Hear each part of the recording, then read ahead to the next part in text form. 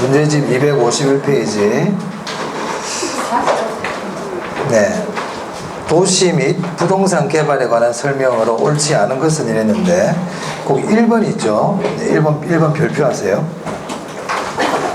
네, 1번 지문 별표. 네. 자, 거기 보면, 읽어보겠습니다. 부동산 개발의 관리 및 육성에 관한 법률상, 이런 법이 있죠? 있는데, 부동산 개발이란 이렇게 되어 있네요. 거기 뒤에 보면, 시공을 담당하는 행위라고 나와 있죠? 이 시공을 담당하는 행위는 개발이 아니에요. 기억하세요? 시공을 담당하는 행위는 개발이 아닙니다. 그리고 우리가 이제 개발이라는 거는 공작물을 설치한다든지 건물을 짓는다든지 토지를 조성한다든지 이런 게 다 개발이거든요.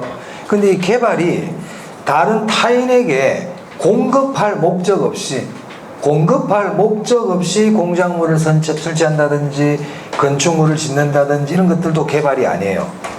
옆에다 적으세요. 공급할 목적 없이 그리고 옆에다 화살표 딱 하고 개발 아니다 이렇게. 공급할 목적 없이 이런 말이 나오면 개발이 아니에요. 그래서 개발이 아닌 거 두 개 기억한다. 시공 개발 아니다. 공급할 목적 없이 이런 말이 나와도 개발 아니에요. 네. 그 다음에 2, 3, 4, 5번은 그냥 편안하게 보시면 돼요. 다 개발이에요. 자, 넘깁니다. 자, 2번 보겠습니다. 2번. 틀린 거 찾기인데. 자, 1번 볼게요. 1번 질문. 개인, 기업, 조합 동그라미, 조합. 주택건설업자. 네, 이런 개발 주체를 사적 주체라 그러죠. 사적 주체를 우리가 몇 섹터입니까? 1섹터. 언제 1이 됐대? 2섹터예요? 사적 주체 몇 섹터라고? 2섹터. 난 여러분이 바꾼 줄 알았어. 2섹터야? 2섹터. 정부가 1이야? 네. 정부가 민간이 중요하다만 그래도 정부가 여전히 중요하기 때문에. 자, 한국토지주택공사, 지방자치단체, 행정부 이런 것들은 다 공적 주체라 그러잖아요. 네. 1섹터예요. 1섹터. 그럼 제3섹터는 뭐냐 이 말이야. 제3섹터는 아까 공적 주체와 사적 주체가 공동으로 개발하는 겁니다. 즉 공공과 민간이 공동으로 개발할 때 뭐라 부른다? 제3섹터. 네. 이제 시험에 나온 적 있죠. 자, 3번에요. 부동산 개발 과정을 계획, 협의, 인가, 시행, 처분. 맞네요? 네. 4번에 부동산 개발 사업의 진행 과정에서 행정 변화에 의한 사업 인허가 지연 위험은 시행사 또는 시공사가 스스로 관리할 수 없는 위험이라 그랬죠. 없는 위험이에요. 관리 운영의 비효율성, 비용 인상 등은 시행사 또는 시공사가 스스로 관리할 수 있는 위험이죠. 있는 위험이에요. 5번이 틀렸네요. 자, 3번 보겠습니다. 자, 워포드의 부동산 개발 7단계 나옵니다. 7단계. 자, 맨 먼저 구상이죠. 구상. 아이디어, 구상, 계획. 뭐 다 괜찮아요. 그 다음 뭐 합니까? 예비적 타당성 분석 또는 전실행 가능성이라고도 그래요. 그 다음에 이제 뭐 합니까? 그렇죠. 부지 확보 위치가 중요해요. 그러니까 예비적 타당성 다음에 부지 확보야. 위험이죠. 부지 모색 및 확보. 그 다음 또 뭐예요? 다시 타당성 분석합니다. 그리고 나서 뭐 합니까? 금융. 그 다음 건설, 마케팅. 오케이, 잘했어요. 자, 거기 아직 안 끝났다. 예비적 타당성 분석 있죠? 그 옆에 괄호하고 적으세요. 계략적 분석. 계략적. 예비적 타당성은 계략적으로 하는 거야. 계략적. 보통 추계라고도 그래. 추계. 자, 그 다음에 이제 거기 비협의 타당성 분석 있죠? 여기는 괄호하고 제가 뭐라 적을 것 같아요? 구체적으로 합니다. 구체적 분석. 아셔야 돼요? 아셔야 돼요. 구체적. 이때는 법률적으로, 경제적으로, 기술적으로 타당성 있는지 다 분석해요. 이때는. 자, 그 다음 니은의 마케팅 있죠. 과라고 뭐라 적을 것 같아요? 개발 초기부터 하는 게 바람직하다. 개발 초기부터 이렇게 적었어요. 개발 초기부터. 네, 됐습니다. 그 정도 하시면 됩니다. 자, 그 다음에 4번입니다. 다음 중 부동산 개발에 관한 설명이다. 가장 틀린 것은 민감도 분석은 나왔네요. 자, 민감도 분석이라는 말이 나오면 물론 읽어보고 찾아도 되는데 민감도 분석이 나오면 뒤에 요소, 변수, 요인, 인자 이런 말이 있는지 찾아야 돼요. 찾아보세요. 있는지. 없지? 예, X예요. X예요. 그러면 이게 뭔지, 이게 뭔가 한번 봅시다. 사실은 뭔가는 알 필요는 없는데 한번 그래도 보자고요. 시장에 공급된 부동산이 시장에서 일정 기간 동안 소비되는 비율, 이걸 우리 흡수율이라고 불러요. 소비되는 비율이 조사하여 해당 부동산 시장이 뭘 파악한다? 추세. 아, 이건 흡수율 분석이구나. 흡수율 분석이에요. 그래서 앞으로 여러분 지문을 읽는데 요인, 요소 이런 말이 나오잖아요. 그럼 우리 개론에서 두 개 있어요. 요소, 요인, 변수 이런 게 나오는 게 두 개 있다고. 뭐 첫 번째가 뭔데? 민감도 분석. 또 변이계수? 아니야. 네, 우리 가능 매상고 추계할 때 회귀모형이라고 있어요. 회귀모형. 가능 매상고 추계할 때 회귀모형. 그럼 회귀모형도 요소 변수가 나와요. 그럼 이게 요소 변수가 나왔는데 민감도 분석으로 할 거냐 회귀모형으로 할 거냐 판단할 때는요, 그 지문에 매상고 이런 말 나오잖아. 그럼 회귀모형이야. 그러니까 매상고라는 말도 나오면서 요소 변수가 나오면 회귀모형. 그냥 그런 말 없이 그냥 투입 요소, 뭐 투입 변수 이런 말이 나올 때는 민감도. 아시겠죠? 네, 그렇게 판단하시면 돼요. 1번이 답이에요. 이제 틀린 거 찾기니까 바로 찾았죠. 자, 2번 한번 보겠습니다. 이제 비용 위험을 줄이기 위해, 여기 지금 얘기하고 있네. 비용 위험. 이 비용 위험을 줄이기 위해서는 최대 가격 보정 계약을 설정하죠. 그래서 비용 위험을 줄이기 위해서는 최대 가격 보정 계약을 활용할 수 있다. 맞습니다. 최소 가격 그러면 안 되겠네요. 최대 가격 보정제. 그럼 최대 가격 보정제를 할 경우에 어떤 문제점이 있냐면, 그게 저기 보이는 대로 사업비가 높아지는 단점이 있어요. 이거 왜 그럴까요? 자, 최대 가격 보정 계약이라는 건 뭐냐? 자, 비용 위험이 뭐예요?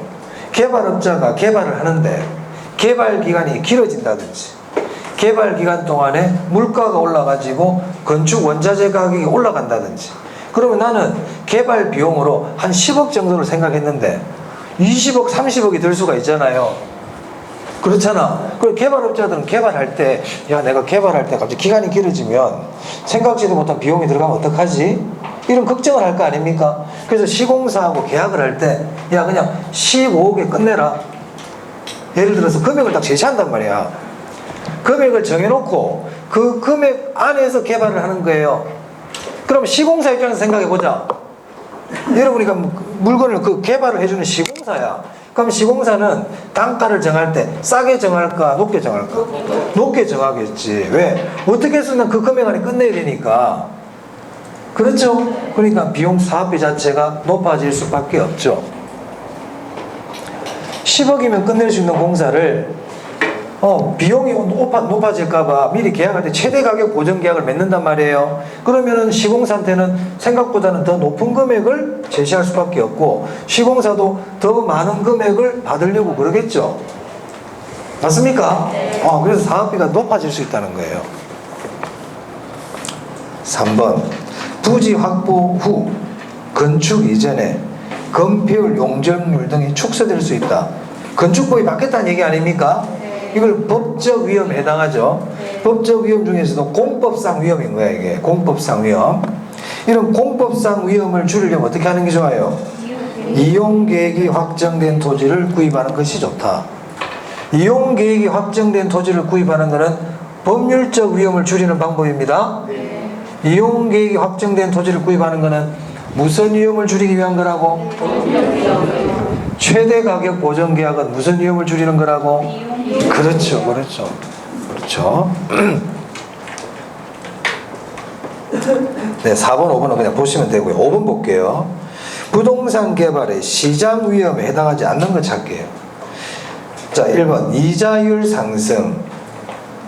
시장 위험 맞습니다. 행정 인허가 불확실성. 자, 인허가는요 법적 위험이죠. 법적 행정적 위험이에요. 틀렸어요. 제가 아까 여기 인허가 지연은 어디에 들어간다고? 법적 위험, 법적 행정적 위험에 들어간다고 그랬죠. 공실이라든지 미분양이라든지 이런 것들은 다 시장 위험이에요. 그러니까 공실이 발생하고 미분양이 발생하면 임대료가 떨어질 수밖에 없잖아요. 네. 그리고 공사 자재의 가격 급등도 시장 위험에 해당할 수 있습니다.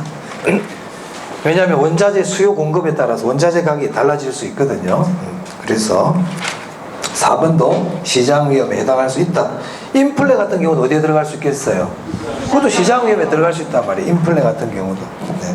그래서 2번이 틀렸네요. 자, 넘길게요. 자, 6번입니다. 감정평가사 28회 때 기출이네요. 한번 봅시다. 기업은 인플레이션이 심할수록 개발 기간이 연장될수록 더 커진다. 제가 아까 이거 무슨 위험이라 그러던가요? 아니야. 비용 위험이야. 비용 위험. 비용 위험. 제가 아까 그랬잖아요. 공사 기간 한 1년 정도 생각인데 공사 기간이 더 길어지면 내가 생각한 것보다 비용이 더 들어갈 수 있다고. 그래서 하는 게 뭐라고? 최대 가격 보전 계약 한단 말이에요. 기업은 무슨 위험이라고요? 비용 위험입니다. 자, 니은 정부의 정책이나 용도 지역제와 같은 토지용 규제로 인한 법률적 위험이죠. 개발된 부동산이 분양이나 임대가 되지 않았단 말이야. 미분양 공실. 그래서 계획되던 가격으로 못 받고 가격을 날이 내려야 되고 임대료도 내려야 된다. 뭡니까? 시장 위험이죠. 네네. 6번 별표 하시고요. 잘 봐두세요. 오늘 나올지도 몰라. 잘 봐둡니다. 자, 그 다음 8번입니다. 8번도 별표입니다. 네. 아파트 재건축 사업 시 조합의 사업성에 부정적인 영향을 주는 요인은 모두 몇 개인가? 네. 자, 기업 건설자재 가격이 올랐대. 부정적이죠. 안 좋은 영향을 주죠. 일반 분양분의 분양가 상승. 이건 긍정적인 거예요. 우리 재건축 조합들은 일반 분양분의 분양가 올라갈수록 수익이 더 커지죠. 니은은 긍정적. 조합은 부담금이 인상됐대. 부정적이죠. 부정적이고요. 용적률이 할증됐대요. 용적률이 할증됐다면 위로 더 올릴 수 있다는 얘기니까 네, 긍정적이죠. 이주비 대출금리가 싸졌대요. 하락했대요. 긍정이죠. 공사기간이 길어졌대. 부정적이고 건설비용이 더 많이 들 거 아닙니까? 기부 체납이 증가됐대요. 부정적이죠. 네, 좋아요. 그러면 찾아보시면 되겠죠. 몇 개인지. 네, 넘깁니다.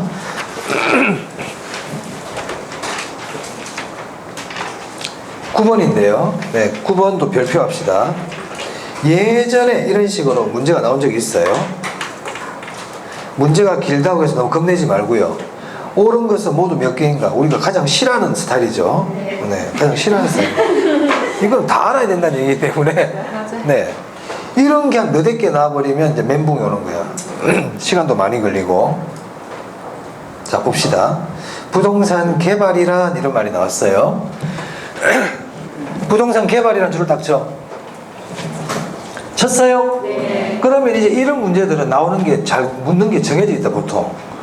개발이 아닌 게 뒤에 나와. 그럼 개발이 아닌 거 제가 아까 시공 아니라고 그랬죠. 그리고 다른 타인에게 공급할 목적이 없는 거는 개발이 아니라 그랬거든. 맞아요? 네. 그러면 눈을 빨리 팍 굴리면서 그런 걸 찾는 거야. 꼼꼼하게 읽지 마. 꼼꼼하게 읽으면 우린 더 잘 틀려. 그러니까 꼼꼼하게 읽으니까 더 잘 틀리더라고. 꼼꼼하게 읽을 걸 꼼꼼하게 읽으세요. 네. 이렇게 장문은 꼼꼼하게 읽는 거 아니에요. 이렇게 긴 지문은 꼼꼼하게 읽는 거 아니야. 중요한 글자 찾는 거야, 이런 거는. 그럼 거기 보니까 시공을 담당하는 행위도 포함된다고 되어 있잖아. 이게 포인트네. 그러니까 만약에 시공을 담당하는 행위는 제외된다 그러면 이 지문은 O고요. 시공을 담당하는 행위도 포함된다 그러면 X인 거야. X지? 네. 이렇게 빨리 찾아야 돼. 니은의 시장성 분석이에요. 시장성 분석은 매매 임대 가능성을 알아보는 거라고 그랬어요. 그래서 시장성 분석은 개발된 부동산이 현재나 미래 시장 상황에서 매매 임대될 수 있는 가능성을 조사하는 거다. 어때요? 맞죠. 개발 사업에 대한 타당성 분석 결과가 동일한 경우에도 디귿 별표하세요. 분석된 사업안은 개발업자에 따라 채택될 수도 있고 안 될 수도 있지. 당연하지. 그건 왜 그러냐면 개발업자마다 요구 수익률이 달라요. 요구 수익률이 다르기 때문에 어떤 사람은 내 요구 수익률을 만족시키는구나 개발할 수도 있지만, 어떤 사람은 야 이거 내 요구 수익률을 만족 못 시켜 개발 안 하겠다는 사람도 있단 말이야. 디귿 맞습니다. 이 디귿 지문 한 2번 정도 나온 적이 있거든요. 자, 리얼 흡수율 분석의 궁극적 목적은 과거 및 현재의 추세를 정확하게 파악하는 데 있다. 아니야, 미래 예측의 목적이 있다고 그랬어. X. 위험, 개발 사업에 있어서 법적 위험은 토지 이용 규제와 같은 사법적인 측면과, 아니야, 공법적인 거야. 이거는 소유권과 민원 같은 것들은 사법이죠. 바뀌어 쓰고났네요. 미음 X. 개발의 단계 중에서 예비적 타당성 분석은 개발 사업으로 예상되는 수익과 비용을 뭐라고? 그렇지, 계략적 O네요. 찾을 수 있겠어요? 네, 금방 딱 읽으면서 촥촥 찾아 나가야 된다. 이걸 자꾸 읽다 보면 연습을 하면 빨리 찾을 수 있어요. 네. 자, 그 다음 10번 한번 볼까요? 부동산 개발의 체계, 유형에 대한 설명이다. 가장 올바른 것은 체계의 순수와 포함 관계는 GCC 다투인데 시장성하고 시장만 잘 보면 된단 말이야. 같은 시시니까. 바뀌어 있죠? X. 지역의 경제활동, 인구, 소득, 지역 경제 분석 얘기하려고 하는 것 같아요. 인구, 소득에서 감 잡아야 돼. 인구, 소득. 근데 이게 무슨 분석이라고 돼 있어 지금? 틀린 거야. 그러니까 인구, 지역 경제 분석이잖아요. 그러니까 인구, 소득 딱 읽고 지역 경제 분석인데 읽는 걸 멈추는 거야. 그럼 뒤에 뭐라고 적어놨는지 봐야 돼. 시장 분석이라고 돼 있죠? X. 자, 3번. 특정 부동산에 대한 수요 공급을 분석한데 시장 분석이죠. 시장성 분석돼 있잖아요. X. 개발된 부동산이 현재나 미래 시장 상황에서 매매 임대될 수 있는 능력 뭐예요? 시장성 분석이죠. 근데 뭐라고 돼 있어요? X. 시장 분석 아니야. 타당성 분석은, 타당성 분석이 이제 수익성이거든요. 수익성 분석이란 말이야. 개발 사업이 투자자의 자금을 끌어들일 수 있을 만큼 수익성이 있는지를 분석한다. 맞죠? 네, 5번이 맞네요. 자, 11번인데요. 11번. 4번하고 5번만 보겠습니다. 앞에 건 앞에서 1, 2, 3번 앞에서 했고요. 자, 경제성 분석은 나왔어요. 그럼 경제성 분석이라는 게 나오면 이걸 얘기하거든요. 두 개. 이 두 개를 합쳐서 경제성 분석이라고 그랬잖아. 이거 물어보는구나. 이거. 거기 딱 감을 잡아야 된단 말이야. 경제성 분석은 시장 분석의 결과에 의해. 그래. 시장 분석의 결과에 의해. 그럼 경제성 분석이 나왔다는 거는 이렇게 5개를 얘기하는 게 아니고 이 2개를 가지고 얘기하는 거예요. 그죠? 그래서 시장 분석 결과로 이렇게 나오잖아요. 주어진 자료를 바탕으로 하여 개발 사업에 대한 최종적인 투자 결정을 하는 것을 의미한다. 맞습니까? 경제 분석은 이 2개가 들어가 있잖아요, 지금. 오케이. 자, 5번 볼게요. 시장 분석의 구성 요소. 지역 분석, 걸림 분석, 부지 분석, 세전 현금 수지. 자, 세전 현금 수지라든지 세후 현금 수지 분석은 이거야, 여기서 하는 거거든. 여기서. 근데 시장 분석 이쪽에 있잖아요. 틀렸죠. 앞에 거는 맞아. 지역 분석, 걸림 분석 이런 거 될 수 있지만 돈 관계되는 분석하는 거는 시장 분석 아닙니다. 돈 얘기 나오는 거는 시장 분석 아니라고. 돈 얘기 나오는 거는 여기서부터야 돈은. 세후연금수지, 세전연금수지, 수년가법, 내부수익률법 이런 말들이 나오는 거는 경제성 분석과 관계 있어요. 시장 분석 아니야. 자, 12번 보겠습니다. 자, 재개발 나오네요. 재개발.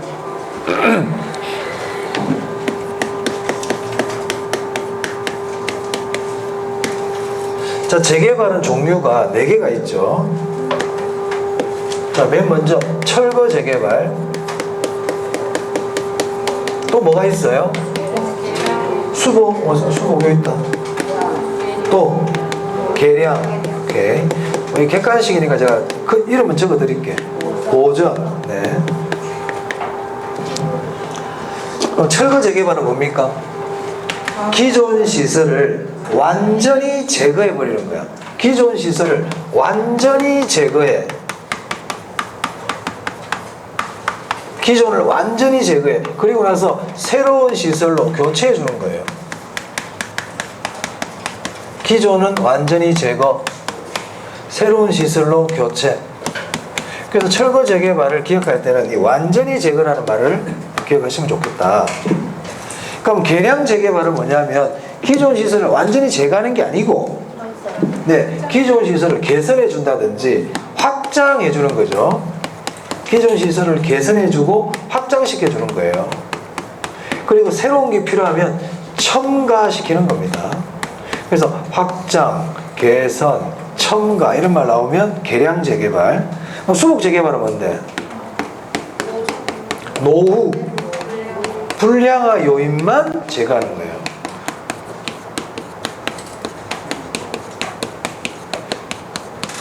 그 중요한 말 이 말이네. 노후 불량화 요인만. 그래서 수복 재개발은 선진국형 재개발이다 이렇게 보통 얘기를 많이 하죠. 그럼 보존 재개발은 뭔데? 노후 불량화가 일어나기 전에, 그렇죠. 노후 불량화가 일어나기 전에, 즉 사전에 예방하기 위하여 하는 게 무슨 재개발이다? 보전 재개발이에요. 자, 그러면 12번 볼게요.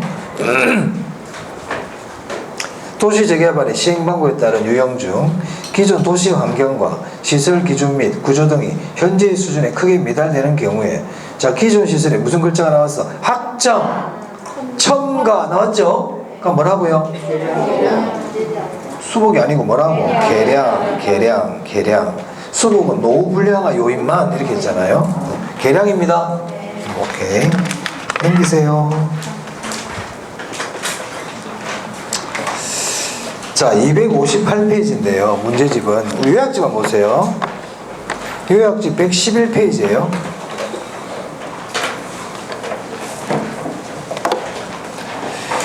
거기 보시면 요약집에 참고해가지고 정비사업의 종류 나오죠. 찾았어요? 네. 거기 보면 주거환경 개선 사업이 있고 재개발 사업이 있고 재건축 사업이 있어요. 그럼 이게 이제 너무 기니까 다 기억할 수는 없어요. 그래서 이걸 구별할 때 정비 기반 시설을 가지고 구분합니다. 자, 주거환경을 개선해 주는 것들은요, 정비 기반 시설이 극히 열악할 때, 야, 너무 열악해, 야, 개선해. 극히 열악할 때는 개선이야, 개선. 그 다음, 정비 기반 시설이 그냥 극히가 아니고 그냥 열악이에요. 그때는 뭐라고요? 재개발. 정비 기반 시설이 양호하다, 그럼 뭐라고요? 재건축. 이렇게 구별하시기 바랍니다. 자, 그럼 13번 문제 보세요. 기억에 정비 기반 시설은 양호하나? 그럼 뭐라고요? 재건축. 더 이상 안 읽어도 돼요. 니은에 뭐라고 좀 나고도 뒤에 보니까 정비 기반 시설이 극히 열악하다고 돼 있죠. 그럼 뭐라고요? 주거환경 개선. 정비 기반 시설이 그냥 열악하되 재개발. 네, 그렇게 하시면 됩니다. 여기 작년인가 나왔기 때문에 올해도 나오겠나 싶습니다. 참고로 보세요. 자, 14번. 네, 여러분들 보시고요. 14번은. 자, 이제 15번인데, 자, 우리 개발론에서 또 물어볼 수 있는 것 중에서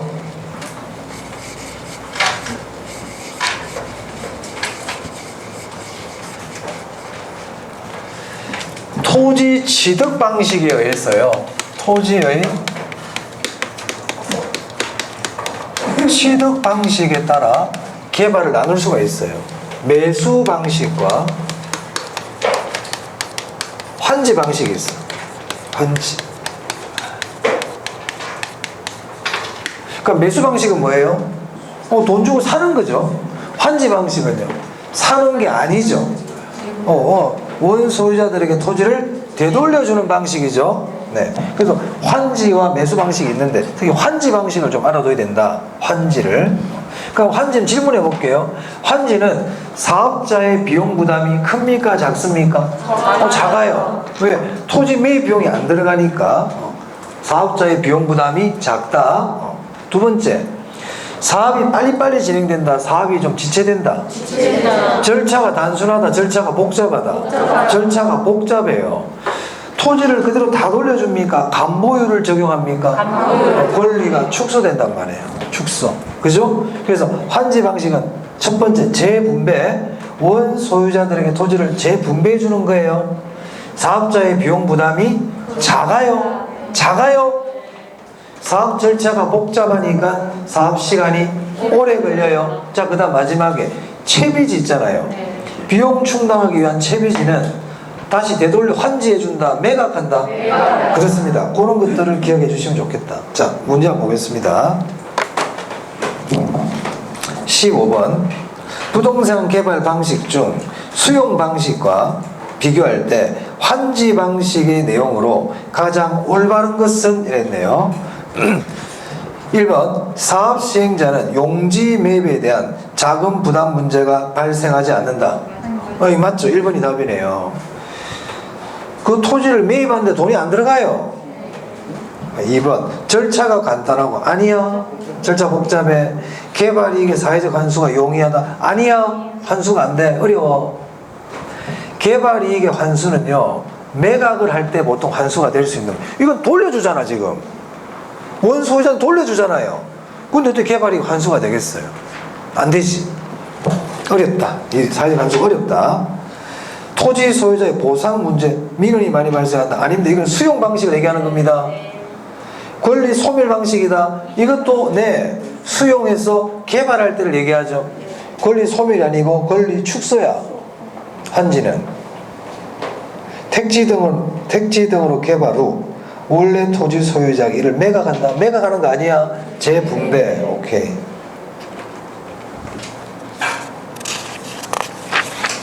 네. 자, 그 다음에 이제, 저 5개 얘기 말씀드렸고, 이제 마지막 우리 개발에서 또 마지막 중요한 거 하나. 민간 개발 방식 있죠.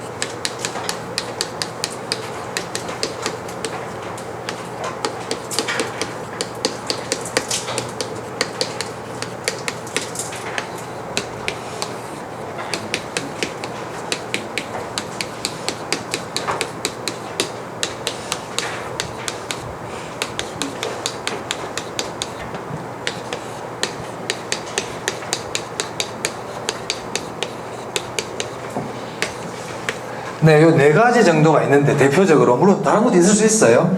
근데 여기서 일단 요게 제일 중요하다. 3번이 다른 거는 굳이 몰라도 이거는 꼭 알고 가야 돼요. 사업이탁과 신탁은. 자, 외우려고 그러지 말고 봅시다. 이제 정리를 해보자고. 자, 자체 개발은 뭐예요? 지주 단독 개발이죠. 자체 개발은 지주가 혼자서 개발하는 거예요. 그럼 수익은 누가 다 가지고 가요? 지주가. 위험도 누가 다 부담해요? 그럼 어떤 좋은 점이 있어요? 속도가 빨라요. 속도 혼자니까. 통제도 강하고. 수익이 나면 자기가 다 가져갈 수 있지만 위험도 본인이 다 부담해야 된다. 자, 그 다음 이 등가 교환형과 분양금 공사비 지급형은 지주는 토지를 제공하고 시공사나 개발업자가 공사를 부담하는 거예요. 그럼 지주는 땅을 제공하고 시공사들은 거기다가 뭐 아파트나 건물을 짓는다 이 말이에요. 그리고 나서 어떻게 하냐면 이 둘이서 수익을 나눠 갖는 방식이야. 즉 이 두 방식은 이익을 공유하는 방식이에요. 위험도 분담하는 거예요. 이익 공유야, 이익 공유. 그러니까 이익을 공유하니까 수수료가 발생한다, 안 한다? 안 해.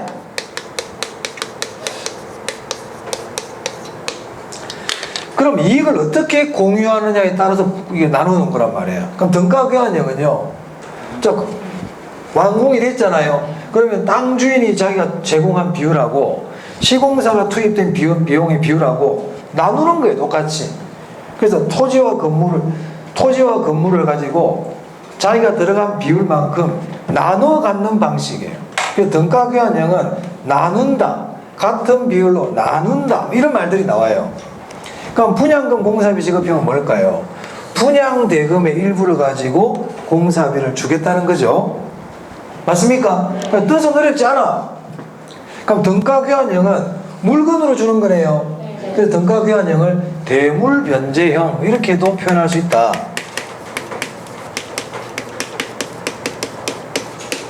이익을 공유하는 방식이에요. 수수료가 발생 안 해. 그럼 얘는 뭐냐, 얘는? 자, 사업위탁형과 토지신탁형은 지주가 개발 전문가에게 모든 걸 다 맡기는 거예요. 맡긴다. 그러니까 맡길 때 그 맡김을 받는 사람을 뭐라 불러요? 수탁자. 수탁자에게 다 맡기는 거야. 그거는 위탁이든 신탁이든 똑같아. 맡기는 거야, 다. 그러면 이 전문가는 개발부터 분양까지 전부 다 합니다. 다 한다. 그리고 와서 얘들 뭘 받는다? 수수료 받는 거예요. 그러면 이 두 방식은 이익 공유입니까? 이익 공유가 아닙니까? 이건 이익 공유가 아니야. 이익 공유가 아니야. 그렇기 때문에 뭐가 발생해? 수수료가 발생해요. 구별할 줄 알아야 돼요.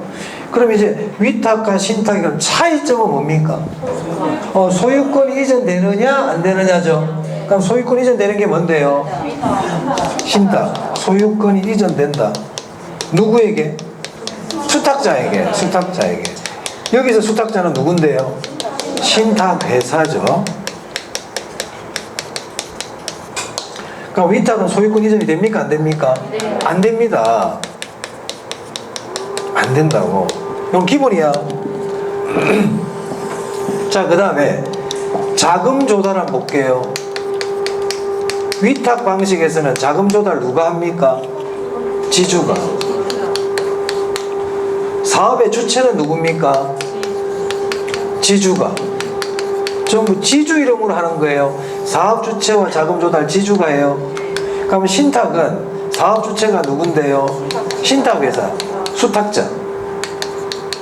자금 조달도 누가 하는데요? 네, 신탁회사, 수탁자. 수탁자가 해요. 즉 신탁회사가 한다. 그래서 소유권을 갖고 있는 사람이 주체가 되고 자금 조달하는 거예요. 소유권을 갖고 있는 사람이. 신탁은 소유권이 수탁자 신탁회사 있잖아요. 그러니까 신탁회사가 사업 주체가 되고 자금 조달도 한다. 자, 컨소시엄입니다. 컨소시엄은 법인들이 모여서 별도로 다른 법인을 만들 때 그걸 컨소시엄이라 그래요. 그럼 이 컨소시엄 개발은 대규모 개발일까요? 소규모 개발일까요? 대규모 개발이에요. 대규모 개발. 그러면 이 컨소시엄 개발은 왜 할까요? 대규모 공사고, 그리고 법인들 간에 상호 기술 보완이 필요할 때, 우리는 기술이 없는데 물론 쟤는 갖고 있는 거야. 쟤가 없는 기술을 내가 갖고 있어. 상호 기술이 보완이 필요할 때 컨소시엄을 많이 만들어요. 그리고 대규모일 때. 그럼 어떤 문제점이 있을까? 속도가 느리다. 사업이 지체될 가능성이 있다. 책임 회피 문제가 발생할 수 있다. 이런 내용입니다. 이건 꼭 알고 가셔야 된다. 자, 문제 한번 볼게요. 네, 16번입니다. 부동산 개발 방식에 대한 설명이다. 틀린 것은 사업 위탁 방식은 개발업자가 자금을 조달, 이 개발업자가 수탁자를 얘기하는 거예요. 개발업자가 자금을 조달하면 맞습니까? 사업 위탁 방식은 자금 조달 누가 한다고요? 지주가 해요. 개발업자는 지분을 얻는다? 아니야. 이익 공유하는 게 아니야. 수수료 받는 거예요. 거기서 지분을 얻는다는 얘기는 이익을 공유하겠다는 얘기입니다. 틀렸죠? 틀렸어요. 2번 대규모 개발 사업일 경우 컨소시엄을 구성하여 개발 사업을 수행하는 것이 적합하다. 오케이. 컨소시엄 대규모. 신탁 개발 방식은 신탁회사 명의로 사업이 진행된다. 사업 주체가 수탁자 신탁회사라 그랬잖아요. 등가 교환 방식은 토지 소유자와 개발업자가 부동산의 지분을 뭐한다? 공유한단 말이에요. 그 구분해서 소유를 가질 수 있다. 그래서 수수료 문제가 생기지 않는다. 자체 개발 사업은 지주가 혼자 다 하는 거잖아요. 개발 사업의 이익이 모두 누구에게 기속되고 소유자에게 기속되고 사업 시행자의 의도대로 사업 추진이 가능하며 사업 수행의 속도가 빠르다는 장점이 있다. 다 맞네요. 자, 18번 보겠습니다. 민간의 부동산 개발 방식에 대한 설명이다. 옳은 것은 자체 개발 앞에서 해서 넘어가고요. 2번 볼게요.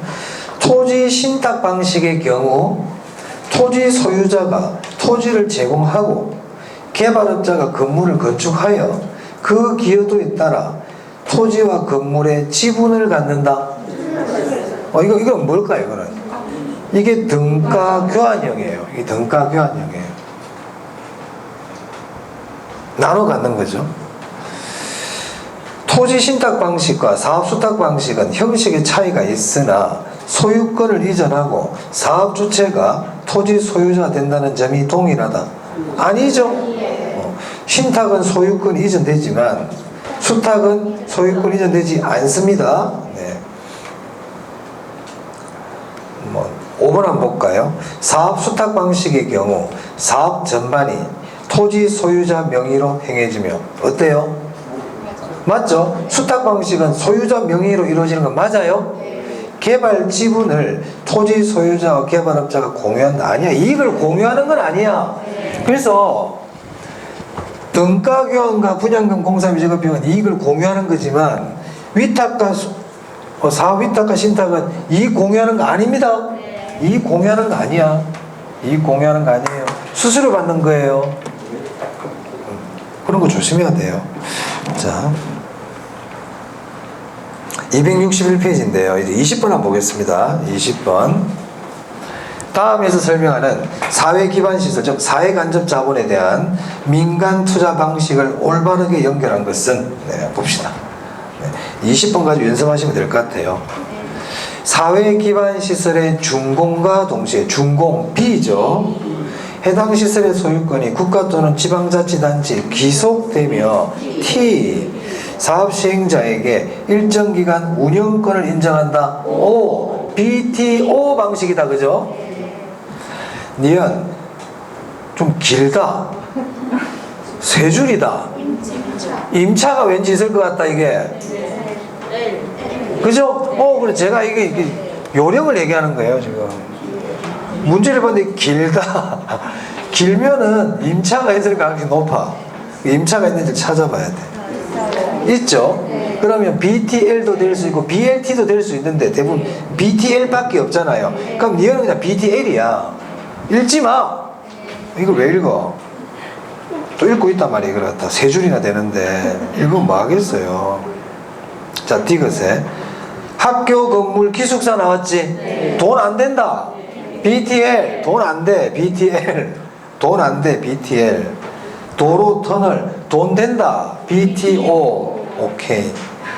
그렇게 찾으세요. 금방 찾는다. 가능입니다. 자, 21번 보겠습니다. 민간 투자 사업의 추진 방식에 관한 설명이다. 옳지 않은 것은 1번 사회 기반 시설의 준공과 동시에 B 지방자치단체 기속되며 T 운영권을 인정한다. O. 2번 길다 지문이.